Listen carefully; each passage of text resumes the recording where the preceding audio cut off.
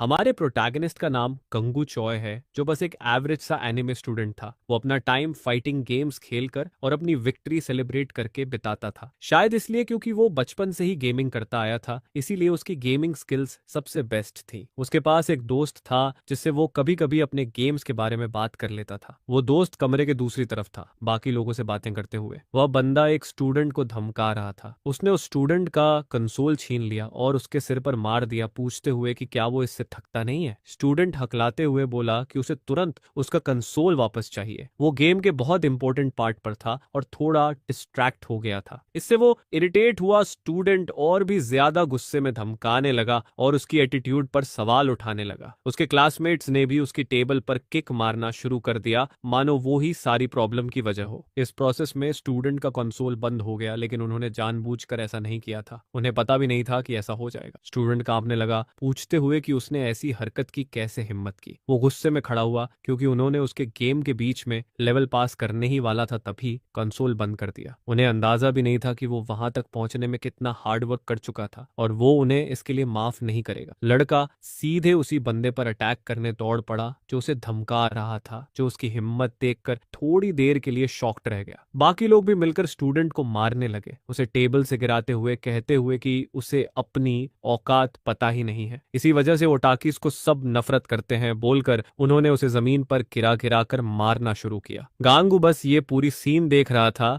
जैसे ये सामान्य क्लास का बिहेवियर हो। उसका एक ही दोस्त था, धमकाने वाला नहीं बल्कि वही जो अभी पिट रहा था। क्लास खत्म होने के बाद दोनों साथ में घर की तरफ निकले। गांगू ने उससे पूछा कि वो ठीक है ना, क्योंकि उसने देखा था कि उसे थोड़ी देर पहले परेशान किया जा रहा था। उसने कहा कि वो ठीक है, ऐसी चीजों का उसे आदत है, उसे मार खाने से फर्क नहीं पड़ता, उसे अपने गेम की ज्यादा चिंता थी। ये सुनकर गांगू हंस पड़ा। उसे समझ नहीं आया कि उसे राहत मिल रही थी या नहीं। दोस्त जानता था कि उसे घर जाकर चेक करना चाहिए कि उसका गेम सेव इंटैक्ट है या नहीं। प्रोटैगनिस्ट ने कहा कि अगर उसका सेव खो गया हो तो वो फिर से खेल सकता है। दोस्त ने हाँ कहा, फिर पूछा कि क्या वो आज भी हमेशा वाली डायरेक्शन में ही जाएगा, और प्रोटैगनिस्ट ने हाँ कहा। उसने अपने दोस्त से कहा कि वापसी में थोड़ा केयरफुल रहना, कार्ड डाउन मत करना। दोनों ने बाय कहा और गांगू शहर की सड़कों पर अकेले चलता चला गया। वो भी एक लोनली गेमर था जो अपना टाइम इसी तरह गुजारता था, लेकिन फिर भी उसे सोच में डाल दिया कि सिर्फ हायनजुन को ही क्यों धमकाया जाता है। प्रोटैगनिस्ट को समझ नहीं आया कि शायद लोगों को उसकी रिएक्शन फनी लगती हो। गंगू को भी वापस आते हुए गेम स्टोर्स पर रुकना पड़ता था। तभी उसने एक बोर्ड देखा जिस पर लिखा था कि स्पेस रेंट पर है। ये देख वो अंदर भागा, ये समझने की क्या हुआ कि स्टोर ने रेंटल लगा दिया। जैसे ही उसने दरवाजे खोले,